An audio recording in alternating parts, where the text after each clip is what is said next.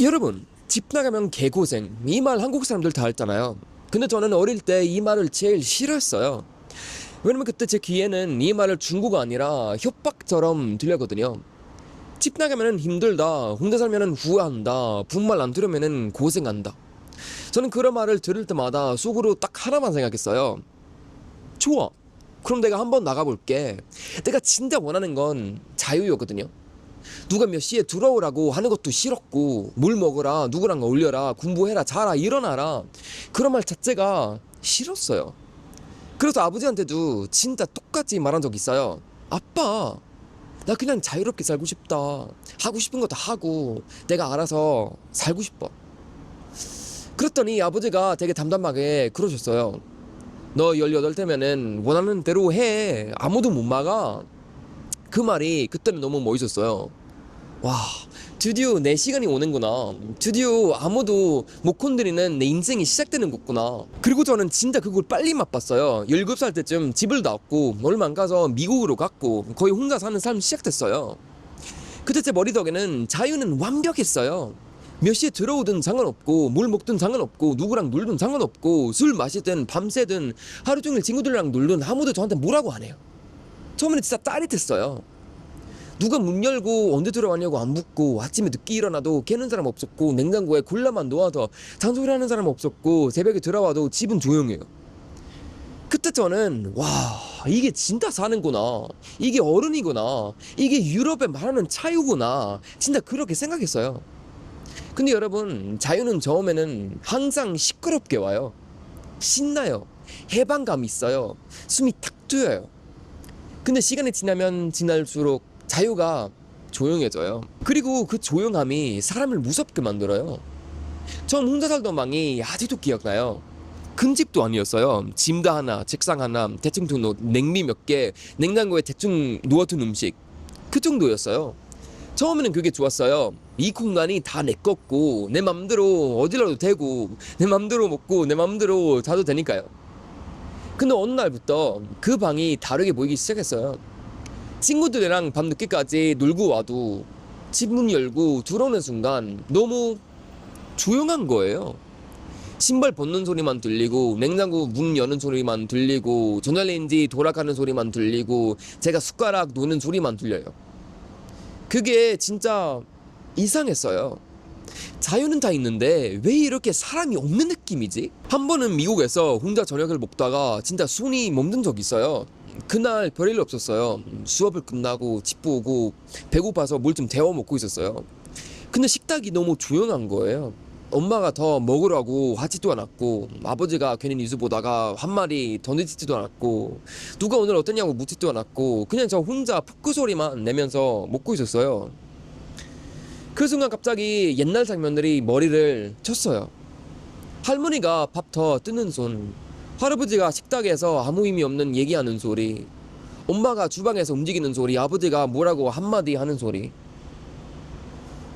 평소에 귀찮다고 느꼈던 것들이 그날은 갑자기 너무 그리웠어요.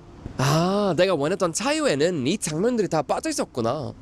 저는 그 전까지 자유가 많을수록 삶이 무조건 좋아질 줄 알았어요. 근데 아니더라고요. 사람은 누가 안 막는다고 무조건 따뜻해지진 않아요. 오히려 너무 안 막으면은 점점 작아질 수도 있어요. 이게 제가 느낀 유럽의 자유의 첫 번째 얼굴이었어요. 너는 인생 살아라. 남한테 기대지 마라. 부모님도 너를 존경하고 너도 부모님 삶 건드리지 마라. 다 독립된 사람으로 살아라. 말은 너무 멋있어요. 실제로 장점도 많아요. 간섭 덜 받고, 눈치 덜 보고, 내 선택을 내가 책임지고, 남의 선택도 함부로 평가하지 않아요. 근데 거기에는 숨겨진 가격이 있어요.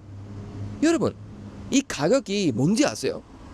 같이 사는 감각이 점점 얇아지는 거예요. 처음에는 아무것도 아니에요.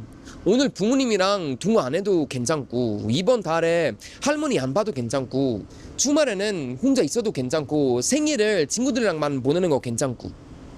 근데 그게 몇 년 사이면은 사람이 이상해져요. 자유는 많은데 돌아갈 재혼이 없어요. 스웨덴에서는 이게 되게 흔해요. 20대, 30대가 돼도 부모랑 몇 달에 한 번 얘기하는 사람도 많고, 어떤 사람들은 가족이랑 거의 연락 안 해요. 크리스마스 같은 날엔 모여도 그날 지나면은 다시 자기 삶으로 흩어져요. 거리를 지키는 게 예의가 된 거예요. 근데 아무도 그걸 이상하게 안 봐요. 왜냐면 그게 성숙기라고 배웠으니까요. 너무 붙어 있으면은 독립 못하는 사람 같고, 부모랑 너무 자주 연락하면은 아직도 애 같다 보이고, 가족한테 기대면은 스스로 못하는 사람처럼 보이기도 해요. 저는 한때는 그게 너무 멋있는 줄 알았어요. 근데 시간이 가면 갈수록 이상한 궁화함이 생겼어요. 내 삶을 내가 정하는데 왜 마음은 점점 비어가지? 누가 간섭하는 것도 아닌데 왜 이렇게 덜 살아있는 것 같지? 그 답을 저는 한국에 와서 더 선명하게 봤어요. 처음 한국에 왔을 때는 제가 제일 놀란 건 속도만이 아니었어요. 가족의 거리였어요. 성인이 된 사람들이 엄마 아빠랑 이렇게 자주 통화한다고? 할머니 할아버지랑 이렇게 자주 먹는다고? 가족 단톡방이 이렇게까지 활발한다고? 저는 처음에는 그게 좀 충격이었어요. 주말에 가족이랑 백화점 가고 영화 보고 밥 먹고 카페 가고 별일 없는데도 그냥 같이 시간을 보내는 거예요. 예전에 저라면은 와, 너무 붙어 있는 거 아니냐? 그렇게 생각했을 거예요. 근데 이상하게 저는 그 장면들이 볼 때마다 마음이 풀렸어요. 왜냐면 그 안에 재혼이 있었거든요. 한 번은 한국 친구가 되게 아무렇지도 않게 말했어요. 야, 헨리야, 너 오늘 외할머니 집에 가야 되는데 먼저 가볼게. 근데 그 말이 너무 자연스러운 거예요. 무슨 대단한 효도 선언처럼 말하는 게 아니라 당연한 일정처럼 말해요.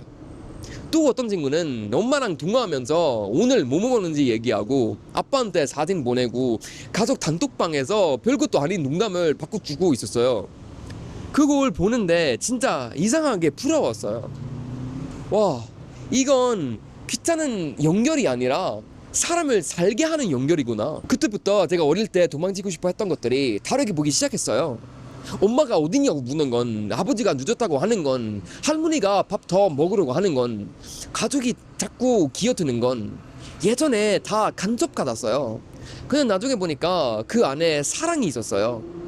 물론 가족이 항상 좋은 거 아니죠. 가까워서 더 상처 주는 일도 있고 간섭이 심하면 숨 막히는 집도 있어요. 저는 그걸 부정하는 거 아니에요. 제가 말하는 건 가족주의가 무조건 좋다는 거 아니고 붙어 사는 것도 무조건 정답이라는 거 아니에요. 근데 여러분, 같이 사는 감각, 내가 누군가 일상에 안에 들어와 있고 누군가도 내 일상 안에 들어와 있는 감각, 그건 생각보다 엄청 귀해요. 한국 사람들은 이걸 너무 당연하게 느껴서 오히려 잘 못 볼 때가 너무 많아요. 엄마 전화 오는 것도 귀찮고, 가족 모임도 부담스럽고, 할머니 집 가는 것도 귀찮고, 명절도 힘들고, 다 그럴 수도 있어요. 근데 그걸 다 떼어내고 혼자 완전히 자유롭게 살아보면은 나중에 알게 돼요. 사람은 자유만으로는 안 따뜻해지는 거구나. 오히려 누구랑 일껴야 있어야 마음이 덜 식는구나. 저는 유럽 자유가 차갑게 느껴진 이유가 바로 이거였다고 생각해요. 거긴 자유가 너무 잘 되어 있어서, 그래서 저를 굳이 안 건드려도 되고 안 물어봐도 되고 안 불러도 되고 안 속여도 되고, 문제는 이거 오래되면은 삶이 깔끔해지는 것 대신 작아질 수도 있다는 거예요. 관계가 나빠서 차가운 거 아니라 관계가 너무 정리되어 있어서 차갑게 느껴질 수도 있다는 거예요. 이건 한국 사람들도 나중에 해외 나가보면은 진짜 많이 느껴질 거예요. 처음에는 변해요. 와, 아무도 간섭 안 하네. 와, 내 맘대로 할 수 있네. 근데 어느 순간 이 생각이 들어요. 잠깐, 나 너무 혼자인데? 나 오늘 무슨 일이 있었는지 진심으로 궁금해하는 사람 없네. 내가 아프면은 누가 죽을 그려줄까? 내가 무너지면은 누가 알아볼까? 그 질문이 생기기 시작하면은 자의 얼굴이 달라져요. 더 이상 멋있는 단어가 아니라 내가 감당해야 하는 고유가 돼요.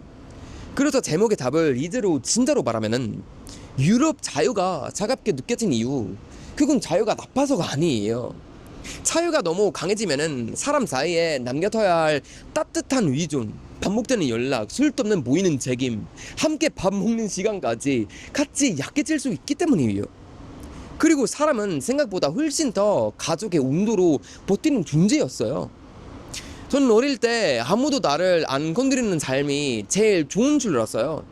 근데 살아보니까 가끔 누가 건드려줘야 살아요. 밥 먹었냐고, 어딨냐고, 오늘 뭐 했냐고, 왜 목소리가 이상하냐고 그런 술도 없는 말들이 사람들은 붙잡아요. 결국 우리 인생을 차갑게 만드는 건 자유가 부족해서가 아니라 같이 살아주는 사람이 줄어드는 거예요. 그래서 저는 지금 되게 확실하게 말할 수 있어요.